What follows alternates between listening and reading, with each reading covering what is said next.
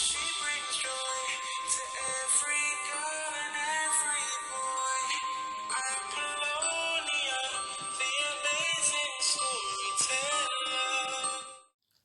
Good evening, children. Me, Appalonia. I hope you enjoyed yesterday. Wasn't it beautiful? Well, this Sunday's story is called The Good Samaritan. It's a story about what it means to be kind to your neighbor. And this is how the story goes.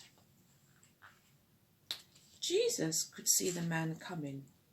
He could see the man's smile, a little bit smug and a little bit smarmy. He could see the man's prayer shawl with its extra long tassels, the telltale sign of a man who thought he was religious. "Good morning, teacher," he said to Jesus. "As you can see, I am a teacher of the laws of God myself. Having heard of your wisdom, I want to know the answer to this very important question. What must I do to win eternal life?" "Well, you've read the holy books of our people," said Jesus. "What do they tell us?" "These are the two greatest commandments," said the man.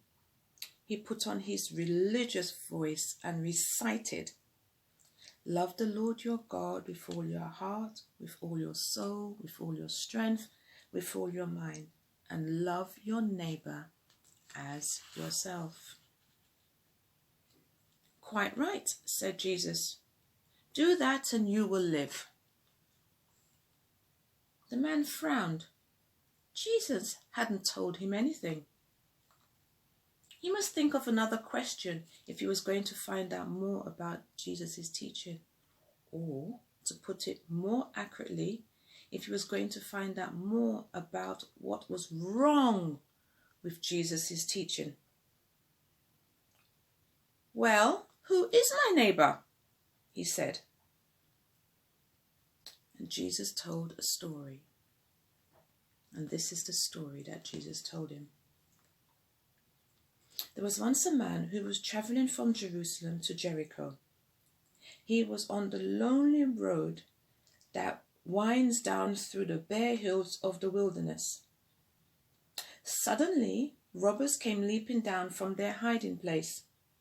They grabbed him, punched him to the ground, snatched his money, and kicked him senseless. That is so violent. Then they ran off, leaving him half dead. The man shuddered.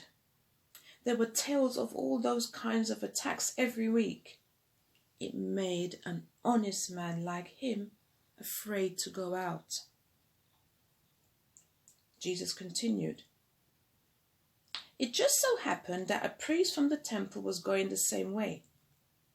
He saw the man, but he didn't want to have anything to do with him. After all, he might be dead. If you remember, he hasn't even checked, has he? Trying hard to look away, he hurried by on the far side of the road. That means he crossed the road. Next came a helper from the same temple, a Levite. He saw the man and went closer to look at him. This one actually went closer. "I can't deal with this," he thought to himself. And he too hurried on. Then a third man came by, said Jesus, a Samaritan. Jesus' listener raised his eyebrows. Samaritans had strange ideas about religion. Not only strange ideas, but wrong ideas, as far as the teachers of the law could work out.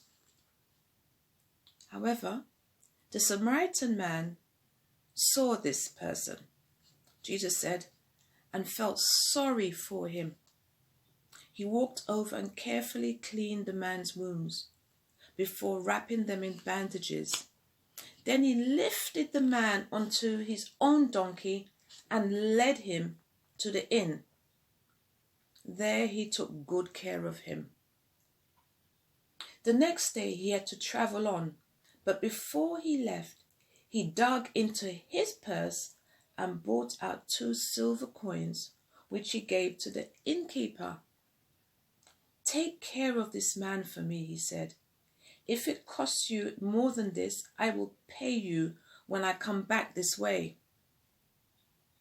Jesus smiled at the teacher of the law. "So, what do you think? Which one of these 3 passers-by acted like a neighbor to the man who was attacked?" "It's obvious," said the man. He made a face at having to say anything nice about the Samaritan, the one who was kind to him. Jesus replied, "Then you go and do the same." So the Samaritan was the one that was kind to this person. Remember to always be kind to whoever you meet. Be kind. Bye.